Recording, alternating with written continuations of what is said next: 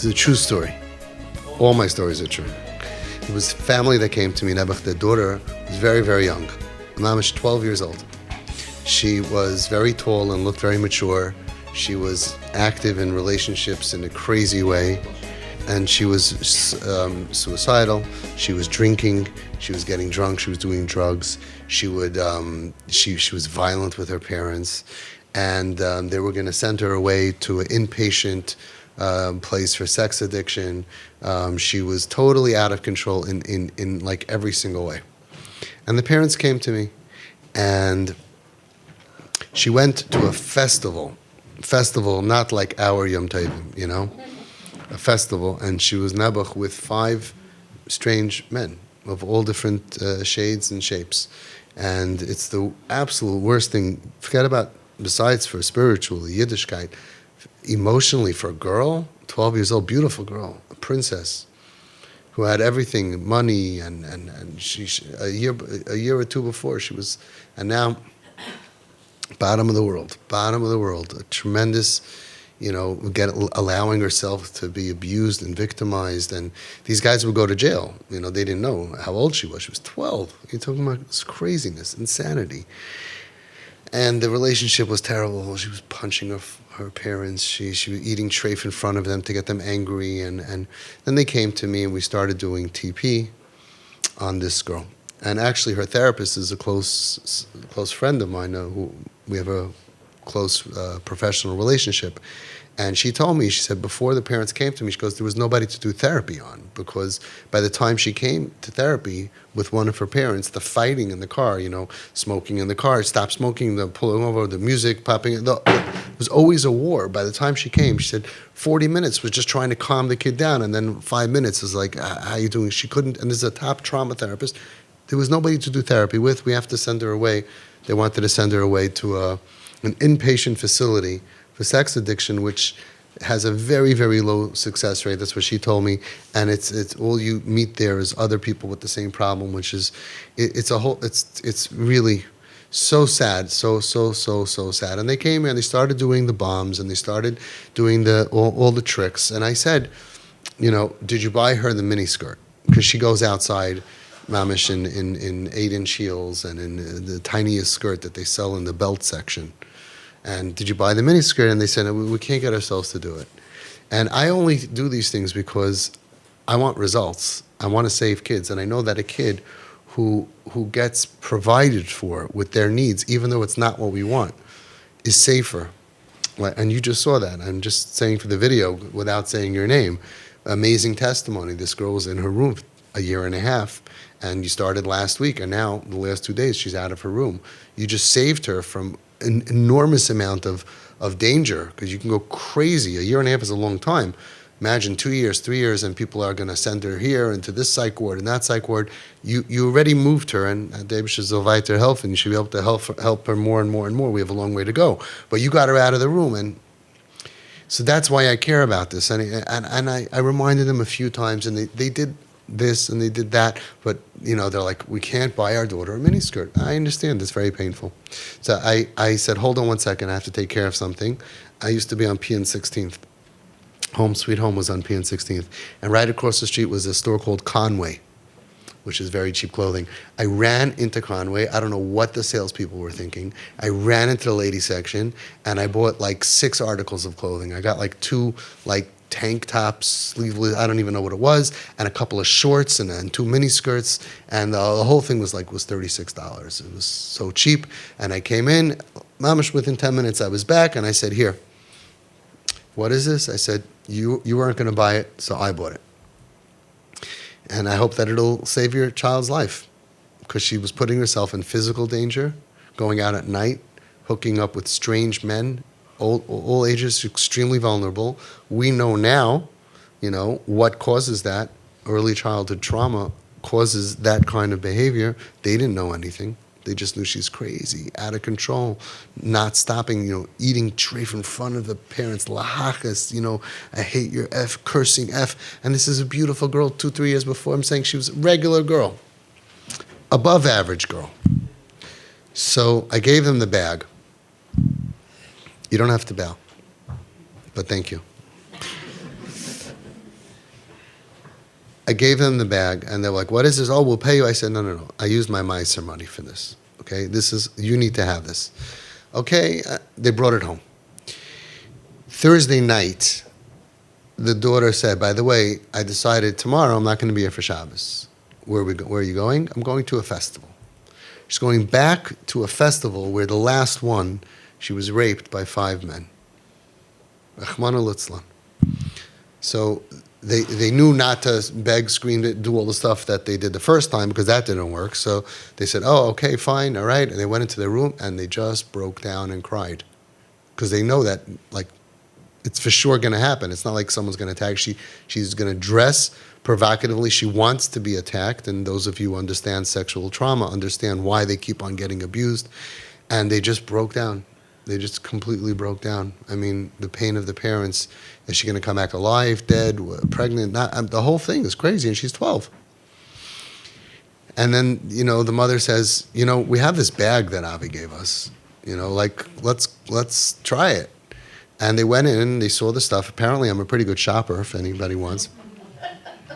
And there was this, very small, mini skirt.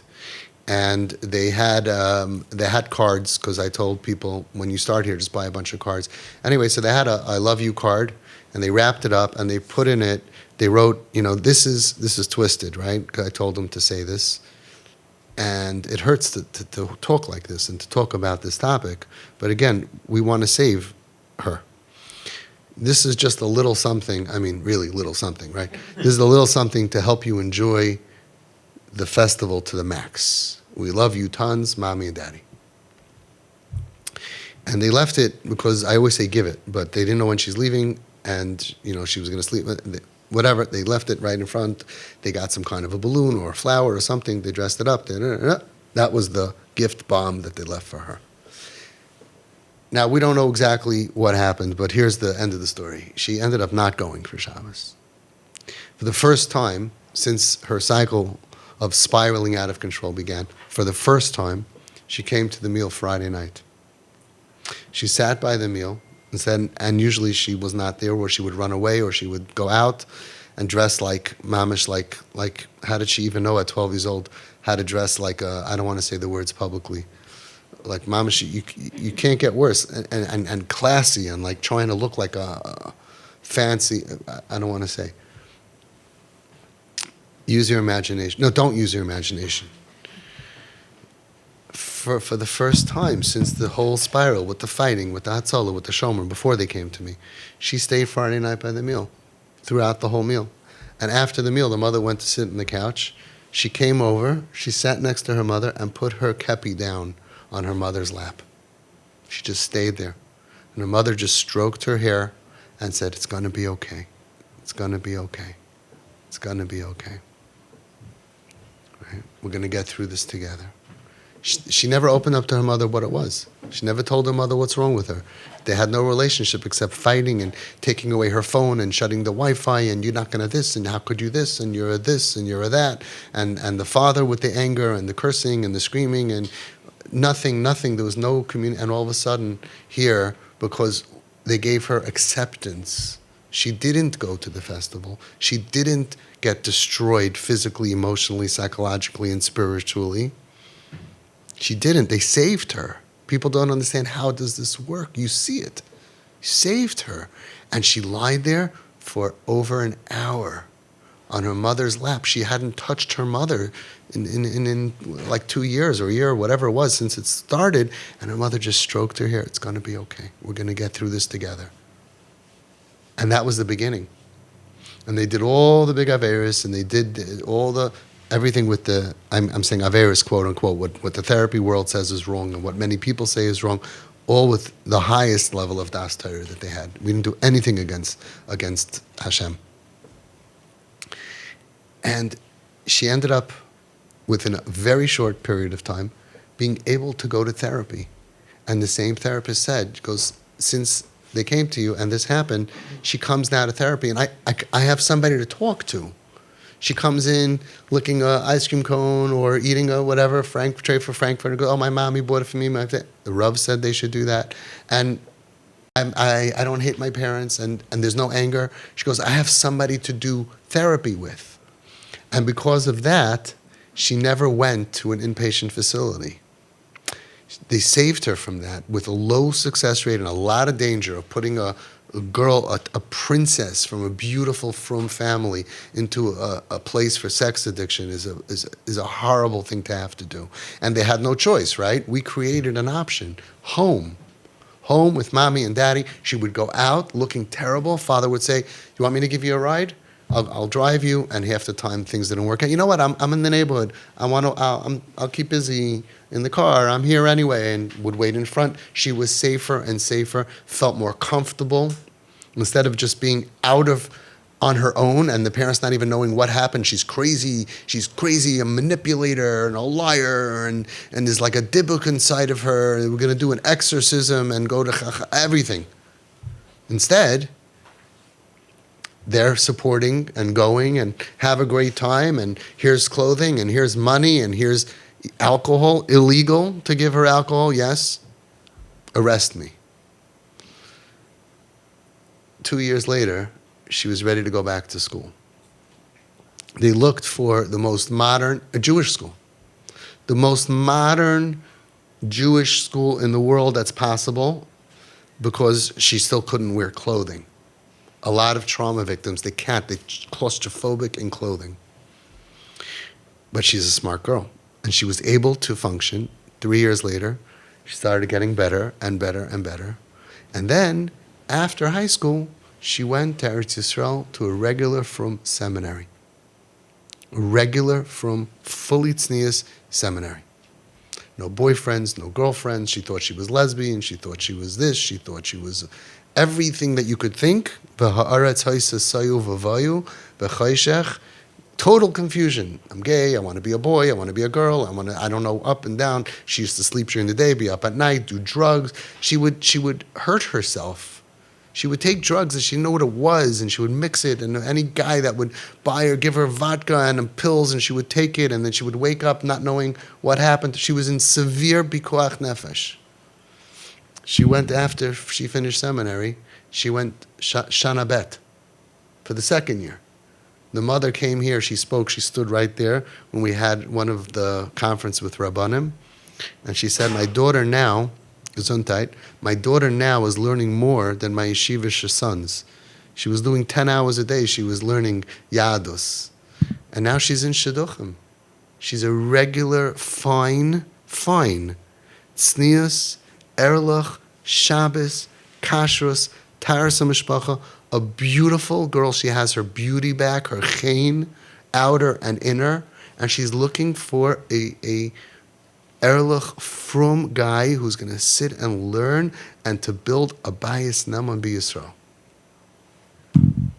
So how do you do miracles if you don't support the child? It doesn't happen. Miracles, Baruch Hashem. And she testified. I sent out the audio. I changed the name, the voice, and I could send it to you. Listen to the mother tell the story. It's exactly what happened. Mirza Hashem by all of you. Pop the walls open any way you can, like you just did, and then start a relationship. And then as soon as they want to be with you, fun and surprises and trips. This is a beautiful medicine. This is fun. Great update you gave me today. Thank you. You gave me a lot of CHIZUK to see how things can get better. This is fun medicine. And you're going to have a great tan most of the year.